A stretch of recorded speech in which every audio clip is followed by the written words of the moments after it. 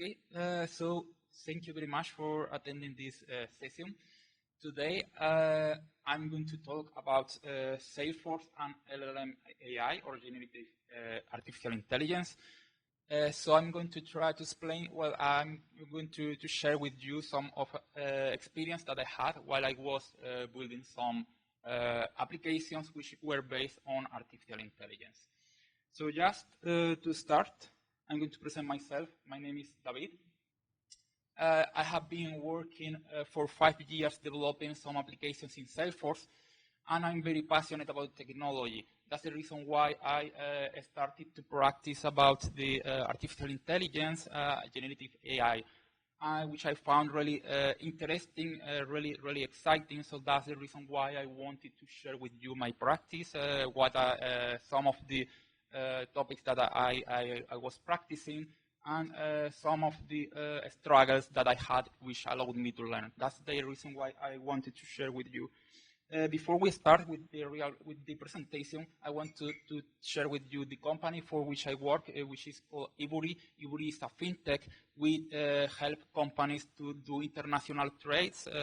We are operating in more than 21 countries, and we are trading with more than 100 currencies. So that's a very brief introduction to that. I'm going to start with the presentation. So the agenda for today is I'm going to share with you the introduction, very briefly explain to you what is generative artificial intelligence. I'm going to expose an example of the feature that I developed. I'm going to share with you, which will be in the slides, the repo of the project that I built. I'm going to explain at a high level the design and how I built this artificial intelligence feature, and give at the end some considerations with you of at a high level what we should consider when building this kind of applications. So very briefly, what is generative artificial intelligence? This is deep learning models based on algorithms, as we were explained already. But the thing is that this allows to generate a lot of stuff like text, images, videos, 3D models, audio, whatever. It generates everything from scratch. It's based on very, very large data with which it was trained. But that's the revolution about it, that it allows to generate whatever. There is another concept which is related, which is large language models. It's not the same as generative artificial intelligence. It's slightly different. It is based on natural language processing, which allows to generate, translate, summarize, classify, or maintain conversation. It's slightly different to generative AI because this is more based on language. And we can see some applications on the internet, like, for example, some applications that allow you to generate images, that the first impact that we have is a large language model, which needs to understand what you are talking about in order to generate that new content. As you may know already, Salesforce is developing the EinsteinGPT platform, which has a lot of tools based on GPT for all of their clouds. I just want to mention this, if you didn't know yet, they have this product, but we are not going to talk about it, okay? Probably there are other sessions given from Salesforce people that could explain this better than me. So what is the purpose of this session? First, the purpose is to understand how it works. So if you have to work with EinsteinGPT, you will be able to work better, because if you understand, it will be better for you too. But there is another reason for it, which is to create. So if there is any process, anything that you cannot cover with EinsteinGPT, you will also be able to create that application by yourself. As you may know already, we are developers. Salesforce offers a lot of out-of-the-box tools, but there are some times in which we have to go one step beyond, because the companies need customization in this case. So I'm going to share with you the feature example that with which I practice. So we have sales or support representative who is reviewing calls, okay? And we want, in this case, for the artificial intelligence to review and share key contents from the call, and also to create actions or and track them using Salesforce CRM. So in the application that I built, we have a first step in which we have an audio file which we are selecting. Then we are calling to a backend, which we are making a call out to the to artificial intelligence provider, which is transcribing the whole audio into text. So we have the full conversation, differentiating both the speakers with all of the contents. In that call, the representative is talking with this person, and in that conversation, they are sharing some contact data, they are sharing the contents if they are interested in some products or they want to do some amendment to them. So the next part of it is to transform that speech into actionable items in Salesforce, like, for example, contacts, opportunities, products, or tasks. For that, we can use GPT. We are passing that conversation to GPT in order to understand and process all of that content. So it allows to generate some of the records that we can see, like a contact that we can create, a task, or a product in this case. Like we can amend, this representative can amend in real time or create or operate as he wants or she wants. Okay, so now if we go to the high-level design and the considerations of how to build it, the first step that you need to consider before you start is what kind of artificial intelligence solutions there are in the market. So you have solutions to generate text, to convert speech to text, image generation, video generation, code generation, and many more things.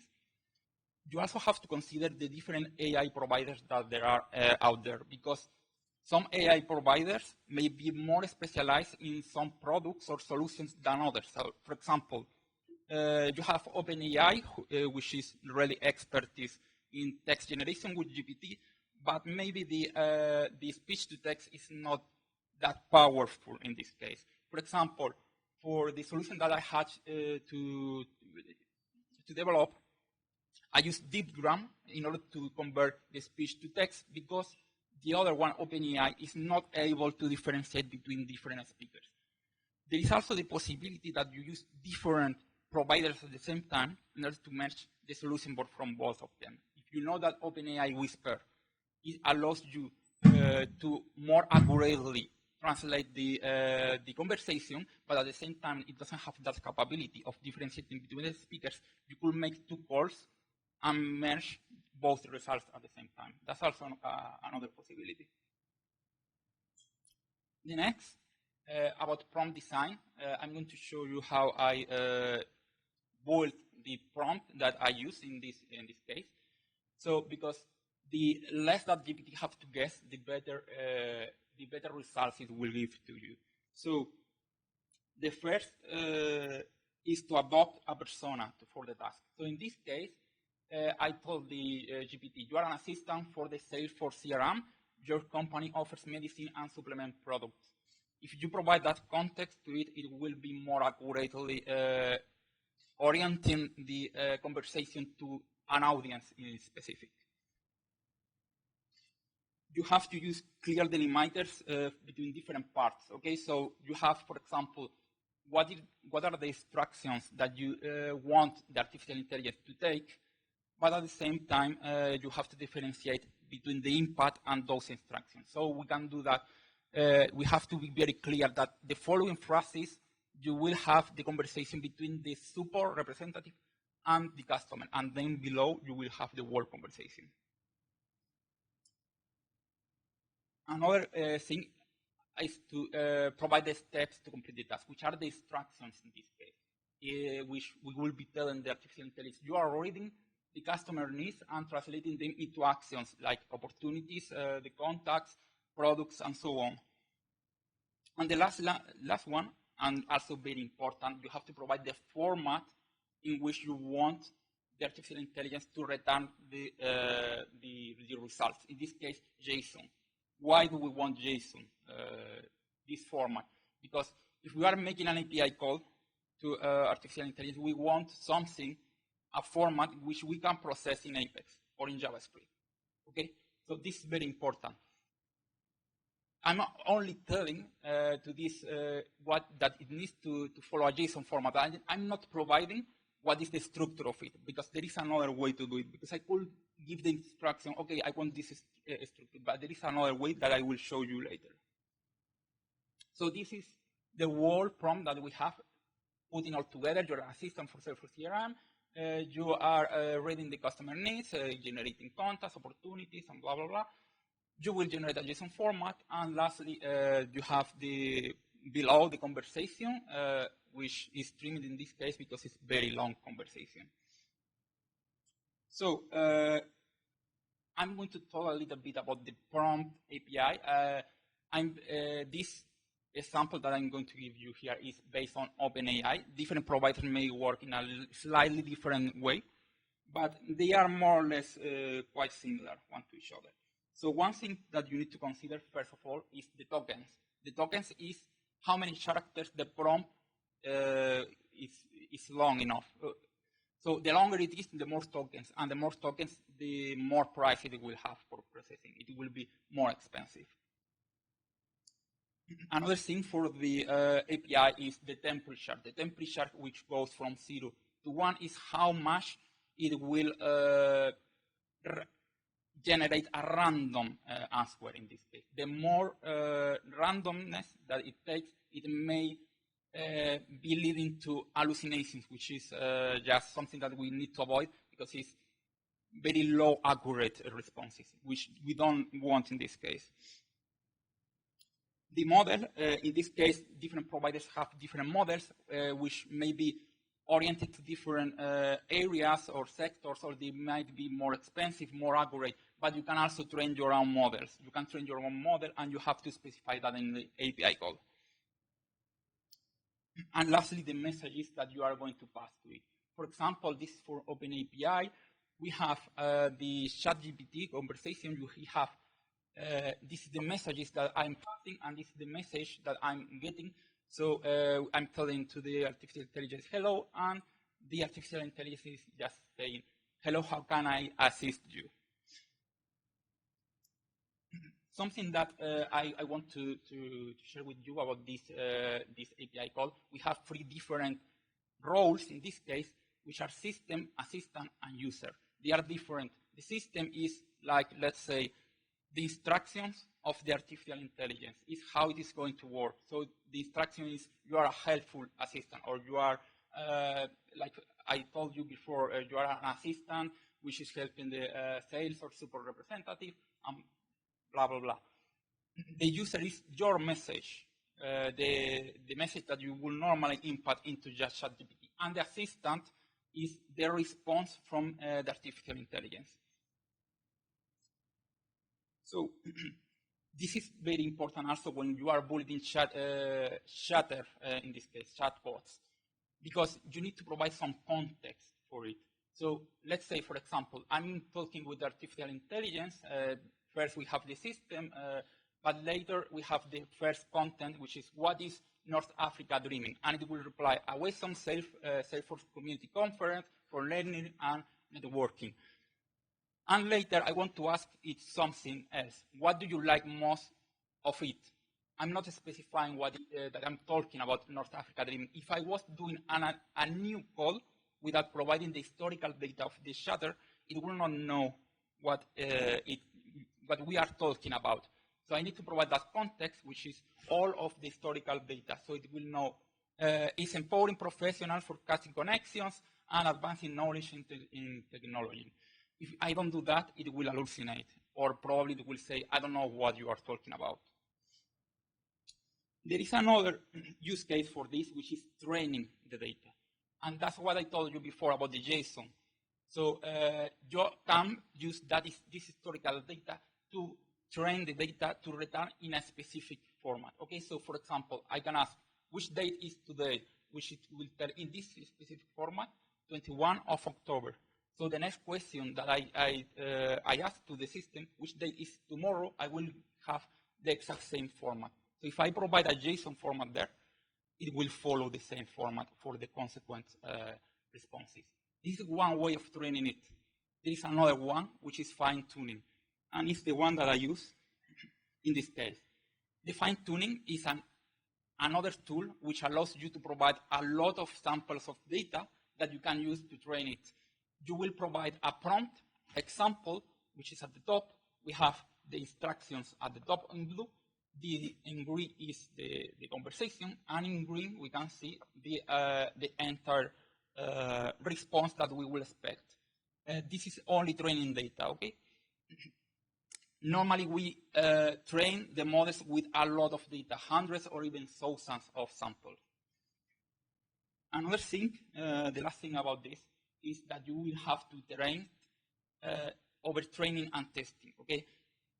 For example, if you have 200 samples, first thing, you have to test in 180, let's say, for training, and leave the others for testing. Don't use the same samples that for testing that you use for training, because it will return the same reply to which you train it for.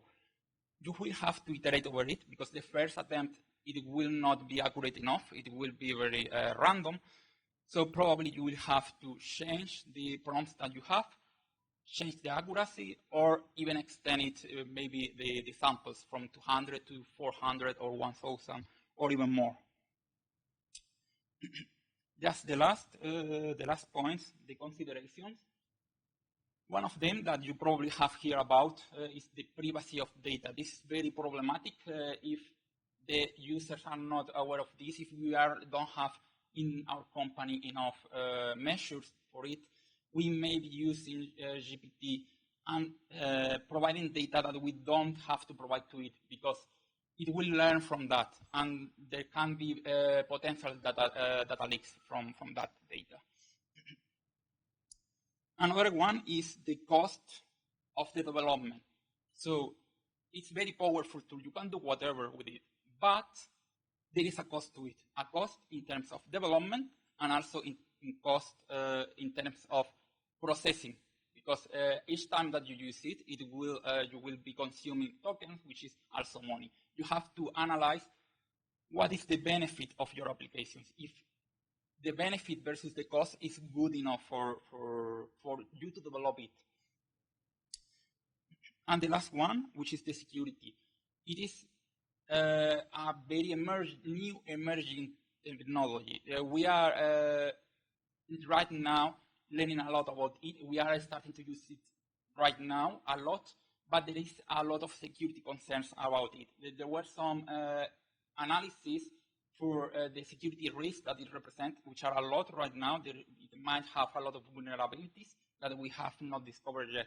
Some of the key points that we have to consider is prompt injection. Okay, prompt injections allow the attacker, in this case, to break the instructions of the artificial intelligence, or even it's a source for data leaks. With prompt injection, you could even retrieve the data with which you train your models. There is another one, which is this cross-site scripting, because maybe you are, like in the example that I showed with you, it's a result which is sent to the front end. But maybe we can break the model in order for it to return a JavaScript code. And that JavaScript code will go to the front end. And that allows cross-site scripting, like stealing your data, stealing your cookies, or whatever. And it's very easily, because you don't have to provide the code, because ChatGPT already provides the code. So you can write to the ChatGPT and say, hey, I want you to build some JavaScript, which is going to send to me the cookies to this email, and it will write it for you. Okay? And that's everything. So if there are any questions.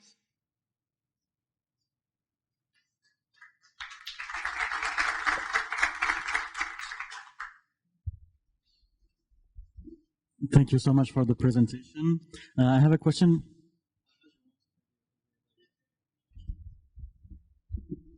Yes, I have just a question regarding the token, number of token. You said that the number of token could be a limitation. What are the possibilities that we have in order to have a kind of workaround about this limitation of tokens, if we need to have to use a lot of tokens? Because as you know, if I understood well, for example, for the case of OpenAI, when you use the API, you have only one tenant, and you cannot have multi-tenants on the API. So you will, if you use it in a company, for example, you may reach quickly the maximum number of tokens. So do you know if there is any workaround on this? Not really about that. I know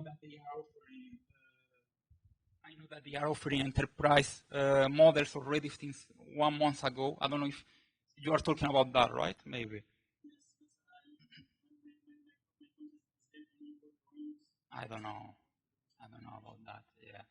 Yeah. I don't know, to be honest. Any other questions?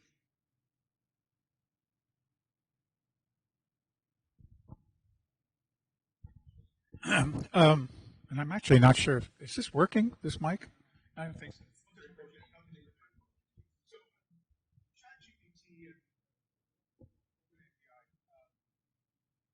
all of the examples that I've been playing with, seeing, listening to are generative AI, but that is a response from natural language.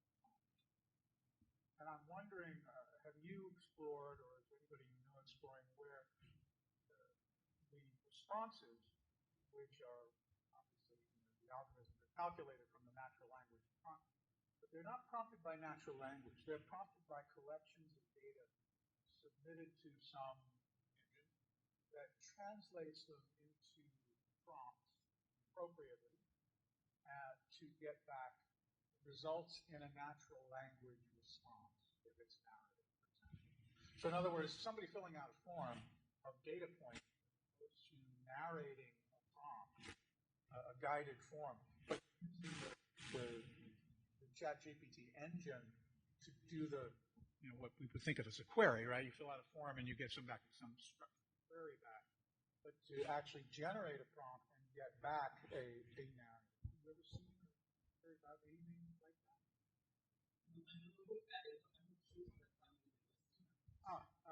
So responding not to, we talk about prompts, how to structure the prompt, how to shape your question or your instruction to a GPT submission. Rather than that, having a structured form or data or a template of data points that are necessary to have the GPT engine generate a response, but have it done through some form of automation. Just thinking of the use case of my own, seen anything like that. It's always how to structure your prompt. Create a prompt using natural language, get back what you get back.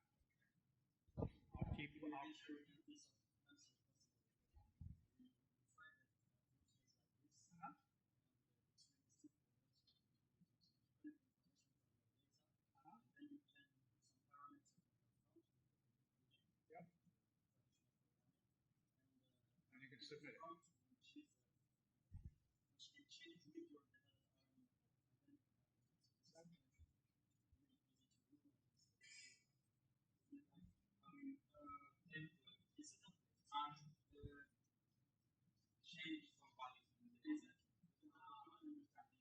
That's exactly what it is. You've done it. Cool. Thank you. It depends. The example that I provided was based on data, on real data. So that it needs to understand it. I don't know about it. Maybe that's a good point. In order to avoid the artificial intelligence from receiving the actual data. Yeah, they are starting to provide zero retention models, but probably as an extra measure that Salesforce is doing with the trust API, with the trust layer. Yeah, that's a good point. It's a way of structuring your input from somebody who's not a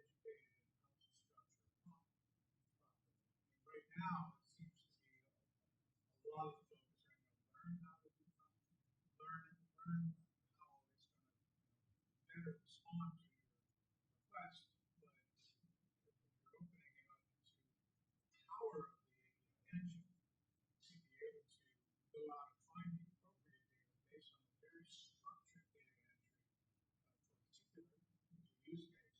Your user do not need to know how to create that model. It's built into the mechanism that's going to be fetching the data.